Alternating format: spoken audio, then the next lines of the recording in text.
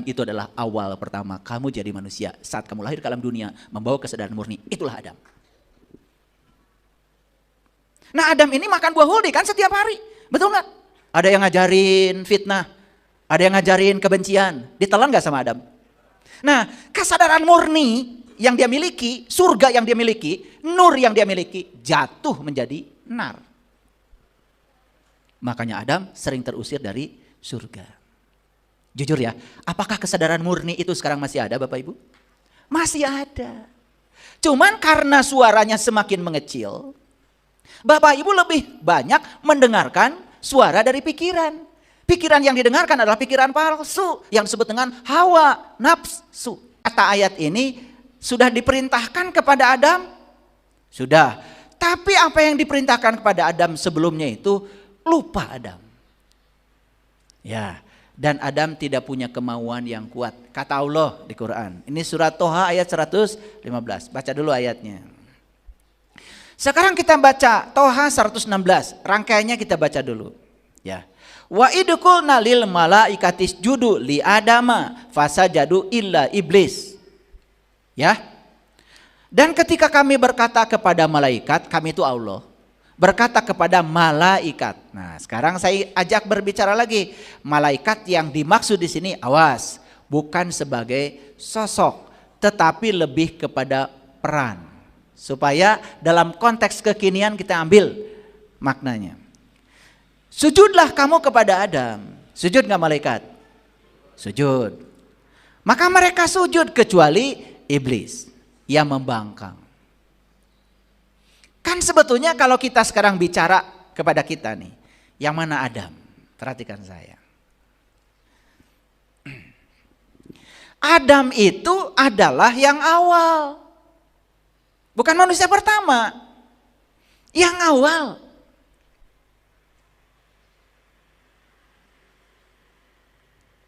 Pasti belum mengerti kan? Oke. Sekarang gini. Bapak Ibu kan dulu lahir ke alam dunia awal kan? Waktu lahir ke alam dunia, waktu lahir tiba-tiba ini benar, ini salah. Ada nggak yang lahir begitu? Ini benci, ini suka, ada nggak?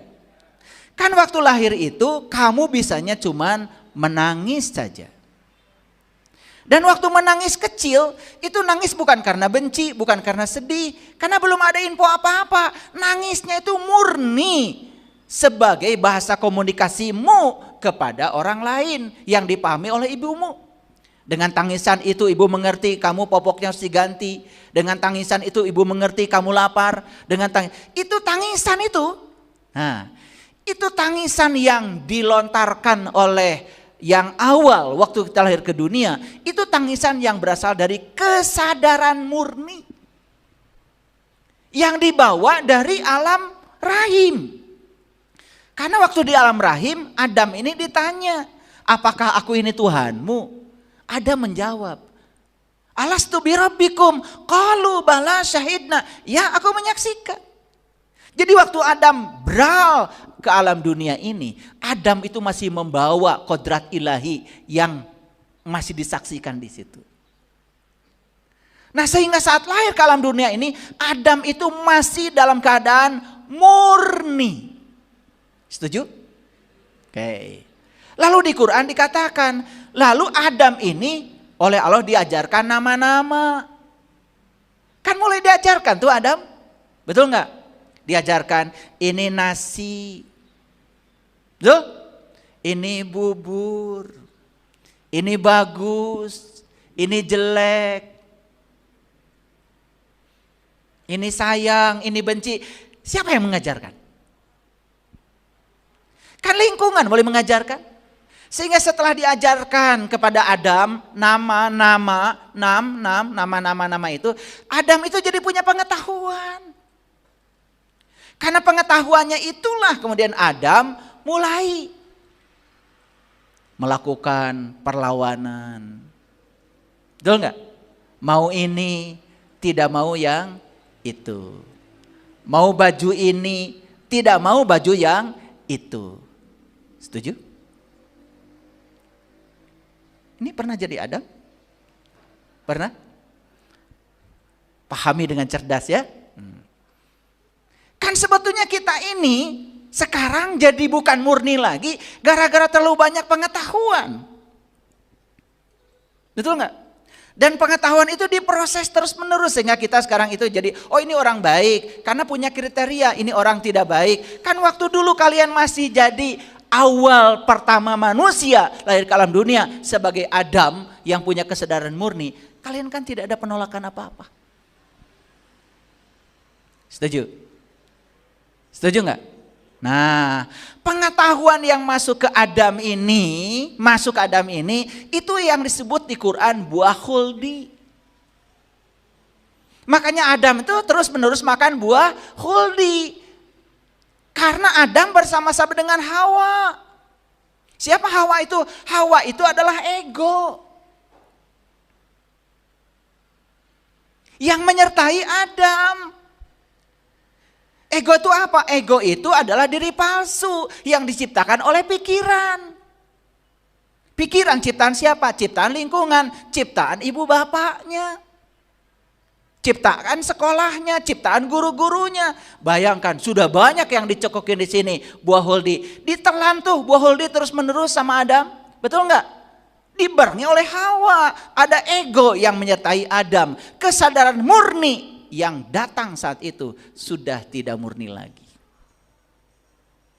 Jadi siapa Adam itu? Adam itu kamu ketika kamu mari bersandar di kesadaran murnimu.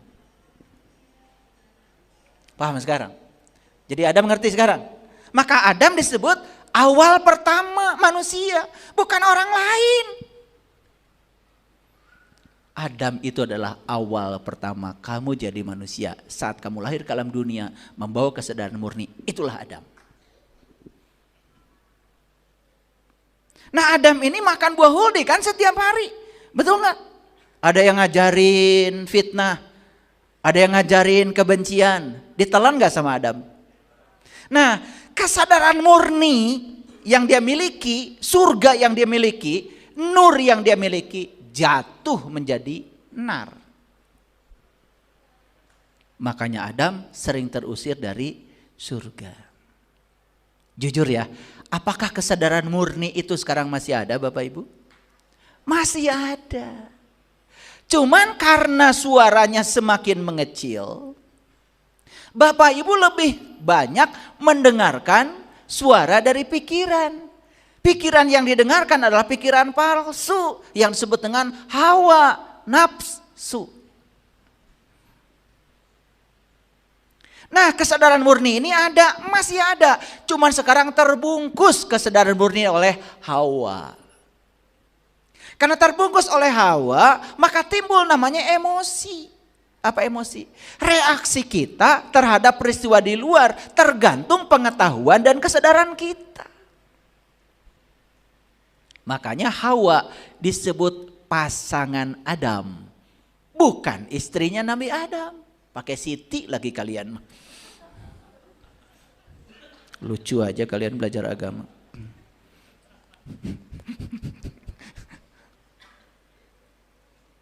Nah Hawa dan Adam tuh pasangan.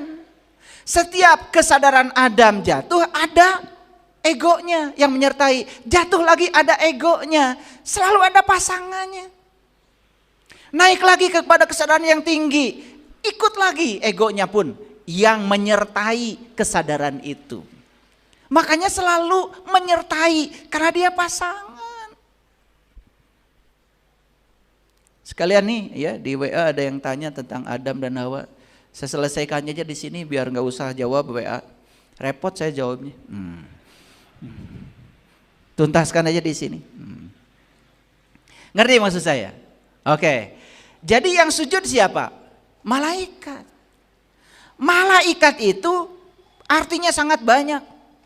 Ada yang mengatakan malaikat dari kata malak, malak milik. Ada yang mengatakan tekad atau keinginan. Ada yang mengatakan malaikat itu artinya patuh, tunduk. Ya memang. Karena malaikat itu kerjanya cuma satu, tunduk dan patuh. Disuruh sujud, sujud aja.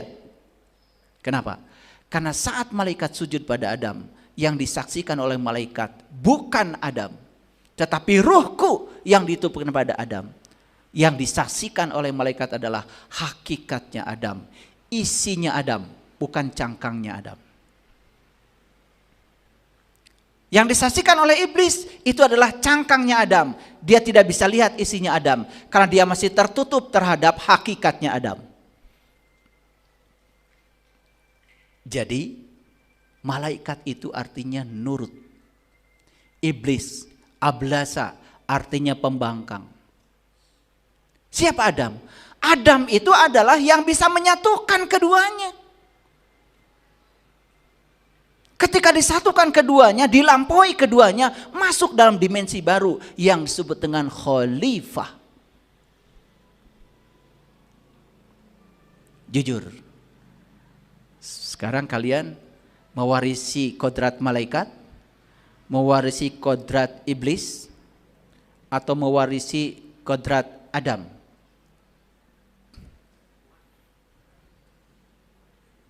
Jujur, yang paling dominan yang mana?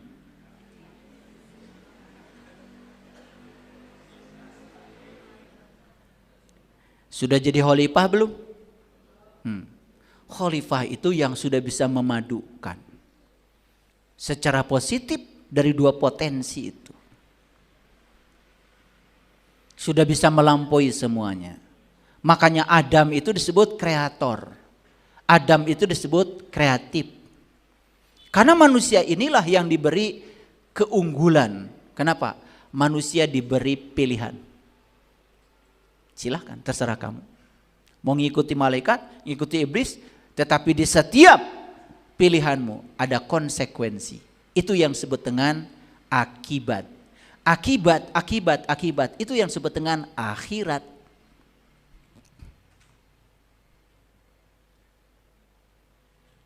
Jadi akhirat itu akhir tina pagawean, akhir dari pekerjaan. Setiap sebab pasti menimbulkan akibat. Akibat itu namanya akhirat. Makanya akhirat disebut terminal terakhir, tapi akhirat juga disebut masa depan. Makanya walal akhiratu khairul laka minal ula. Masa depan itu lebih bagus daripada hari ini. Kalau kita melakukan yang terbaik hari ini. Makanya orang yang melakukan yang terbaik hari ini, beramal hari ini, tidak menyakiti orang lain hari ini, berarti orang ini percaya adanya hari akhirat. Paham ya?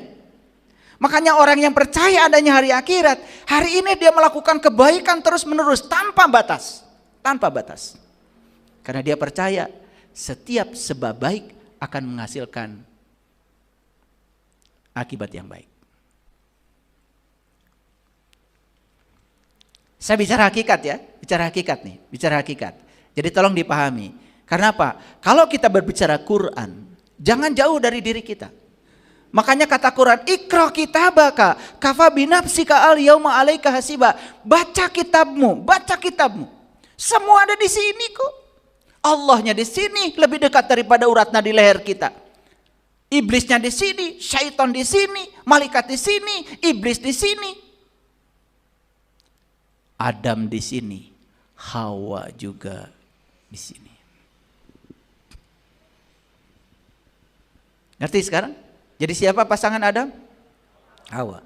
Adam apa tadi? Manusia yang memiliki kesadaran murni.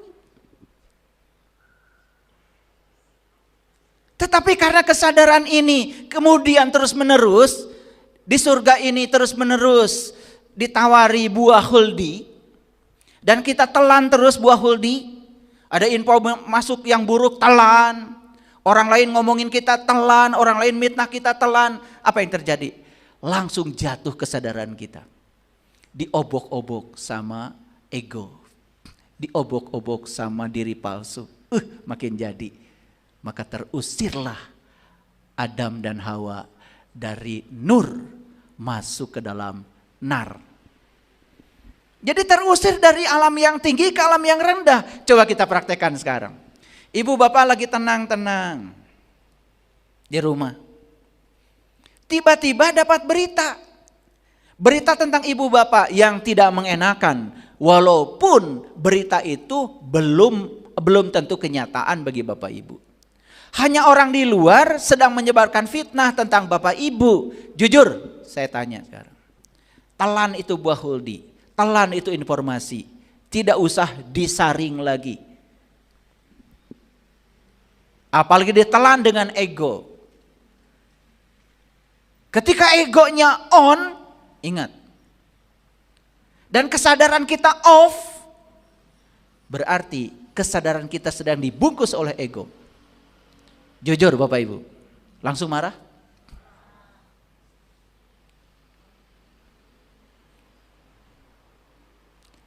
Kedamaian langsung hilang? Ketentraman batin langsung hilang? Langsung pengen pergi? Ngontrog? Wajah ibu bapak berubah? Jadi monyong? Hormon-hormon di tubuh kita berubah? Berubah. Hormon di tubuh kita langsung. Yang keluar itu hormon-hormon kortisol. Serem. Kata-kata yang keluar mengerikan. Dada panas, jantung berdebar-debar. Nar apa nur itu? Nar. Lagi tenang-tenang tadi. Coba Bapak Ibu. Kalau Quran dipahami secara kontekstual, konseptual, di sini, saat ini, sekarang, apakah Al-Quran memberi manfaat? Sekarang pahami Al-Quran seperti yang dogma. Surga nanti, neraka nanti, semuanya nanti. Kalau enggak nanti dulu. Oh dulu Musa minta ketemu Tuhan, dulu. Terus kapan kamu mau jadi Musa? Kan kita udah tahu. Musa itu tadi kan bukan sosok. Musa itu peran. Kapan kamu mau jadi Musa? Kapan mau jadi Isa? Kapan kamu jadi Muhammad? Kapan kamu jadi Ibrahim? Kapan kamu jadi Ismail? Kapan kamu menjadi Nuh? Kapan kamu jadi Idris? Kapan kamu jadi Yusuf? Kapan? Mau kapan? Hanya mengulang-ulang nama Nabi dulu? Dihafalkan cangkem sebagai sejarah, lulus pelajaran agama, manfaatnya buat apa? Hidup itu di sini, saat ini, sekarang. Makanya begitu kita menarik ke dalam, oh ternyata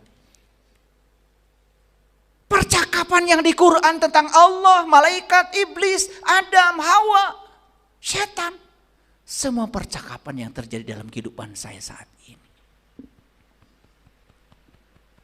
Saya sering terusir dari tempat yang damai, dari frekuensi yang tinggi, jatuh ke frekuensi yang rendah. Itulah saya.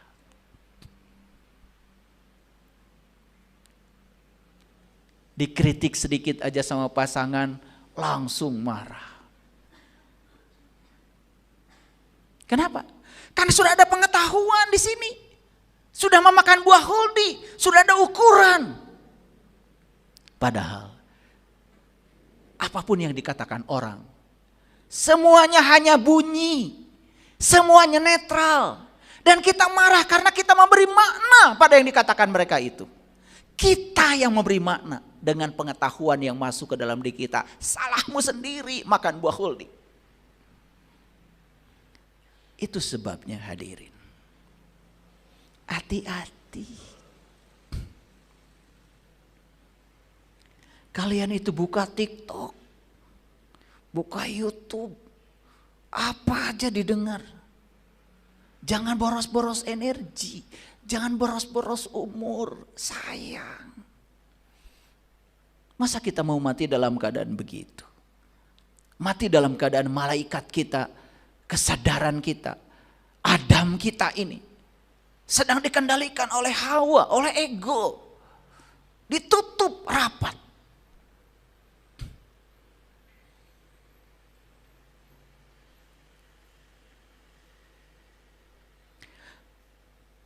Maka kami berkata, Allah berkata, Fakulna ya Adam, hada aduun. Hai Adam, sesungguhnya ini adalah musuh bagimu. Dan ini adalah pasanganmu.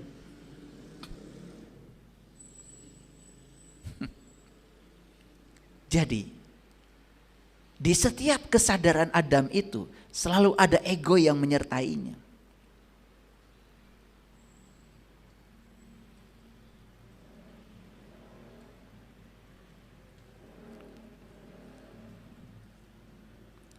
Paham sekarang? Selalu ada ablasa.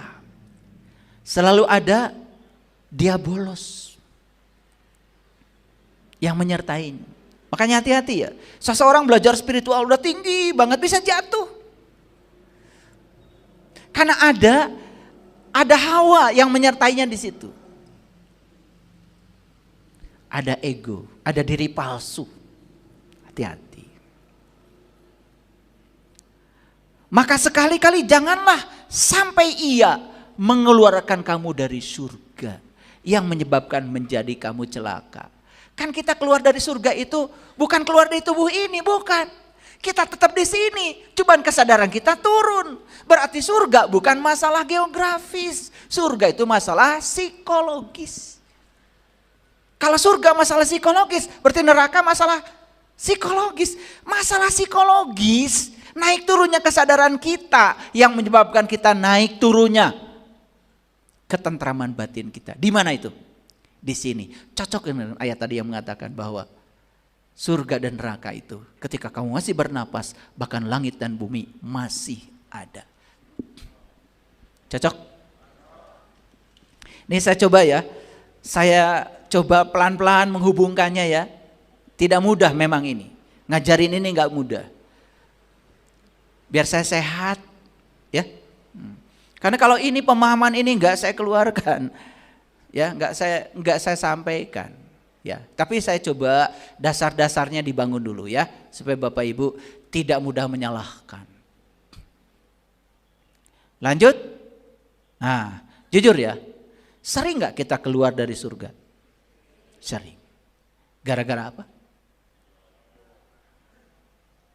Ya. Jadi kita dengan pasangan kita ini, ya, bekerja sama. Adam dan Hawa ini, Adam ini kesadaran murninya ini ditutup rapat oleh ego, oleh diri palsu. Sehingga semua yang datang dari luar itu ya diolah dan itu yang menyebabkan kita jatuh. Makanya syaiton, syatona, syayatin itu artinya menjauh. Akibatnya kita jauh dari nur, dekat dengan nar. Paham ya? Oke, lanjut. Sesungguhnya kamu tidak akan kelaparan di dalamnya dan tidak akan telanjang. Ini kalau kelaparan di sini menyangkut urusan pangan. Tidak telanjang berarti urusan pangan. Jadi harusnya kalau kita semua hidup dalam sistemnya Allah, kita hidup di mana hidup dikendalikan oleh kesadaran murni kita. Dan kita bisa mengendalikan ego kita. Adamnya itu bisa mengendalikan Hawa, bisa mengendalikan pasangannya. Sehingga tidak masuk iblis, tidak masuk syaitan. Harusnya kamu itu sejahtera. Lahir batin. Sandang pangan. Harusnya begitu. Saya sering mengatakan, harusnya kita belajar agama kalau benar ya, harusnya kita sejahtera lahir dan batin. Coba, ada orang dikeluarkan dari perusahaan karena dia tidak jujur. Kan sebenarnya ketika dia tidak jujur, karena dia sedang dijauhkan kan oleh syayatin, oleh syaiton, syatona. Makanya orang Sunda makan bilang sato mana? Syato itu dari syaiton. Karena segala hal yang menjauhkan kita dari kemurnian jiwa kita itu adalah syaiton. Jadi syato itu syaiton itu artinya adalah sifatnya dari iblis tadi, dari ablasa, dari diabolos.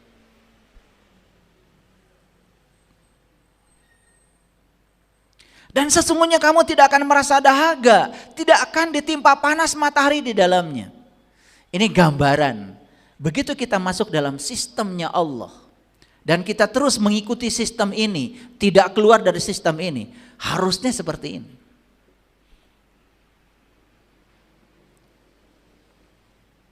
Lalu di Quran surat 120 selanjutnya, kemudian syaitan membisikkan pikiran jahat. Pawaswasa ilaihi syaitan. Kemudian syaitan membisikkan pikiran jahat. Maaf ya, suka ada yang membisik ke sini. Nggak ada suaranya, nggak keras. Ya, nggak keras. Tetapi didengar nggak bisikan itu? Dengar. Kamu dihina orang, diam aja. Ada nggak yang bilang begitu? Lawan.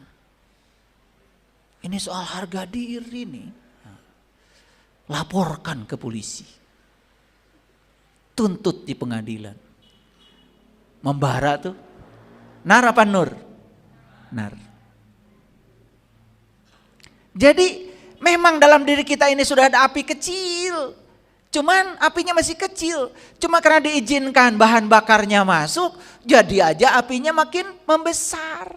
Akibatnya kalau apinya terlalu besar, nar ini bukan untuk mematangkan, menggosongkan. Betul nggak? Kalian kalau masak, apinya besar apa kecil? Coba apinya sekali aja dari tabung dibakar, hancur masakan, betul nggak? Tapi dengan api yang teratur, matang. Makanya kita harus bisa mengendalikan nar. Karena nar itu bisa mematangkan. Tidak semua yang kita sebut buruk di semesta ini buruk. Kalau kita bisa mengendalikannya, malah itu bisa mematangkan. Gak apa-apa sadihna orang, kendalikan pikiranmu. Kendalikan perasaanmu, kendalikan sikapmu. Gak apa-apa. Toh hinaan dia, hitung-hitung kritik untuk membuat saya tambah baik. Tuh. Jadi apinya dikecilkan. Jadi tidak menggosongkan. Sehingga nar itu tidak menggosongkan. Tapi nar itu malah justru mematangkan. Jujur ya, nih bagi kalian, kalau kalian ada nar, menggosongkan atau mematangkan? Ya kan jadi gosong kayak gini. Dan lucunya kalian sering mengambil keputusan di saat sedang berada di nar. Makanya segala keputusan yang berasal dari kemarahanmu akan berakhir dengan rasa malu. Marah dengan pasangan. Sudah, kita pisah aja. Gak mikir anak. Gak mikir masa depan anak. Yang penting saat itu puas. Tuh. Ablasa. Syaitan. Jadi kita dijauhkan dari sistemnya Allah. Dijauhkan dari kesadaran yang murni itu. Nah, itulah pentingnya Bapak Ibu, kembali. Untuk kembali maka kita harus kenal jati diri. Oh, ternyata sudah ada ya info tadi.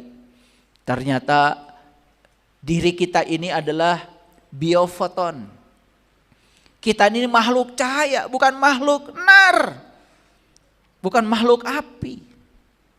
Sebenarnya cahaya dengan api itu kan saudaraan.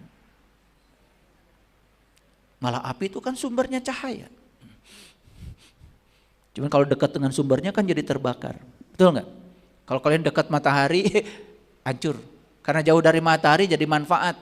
Matahari bisa diolah ya sinarnya untuk proses fotosintesa. Itu aja udah cukup ya sebagai contoh.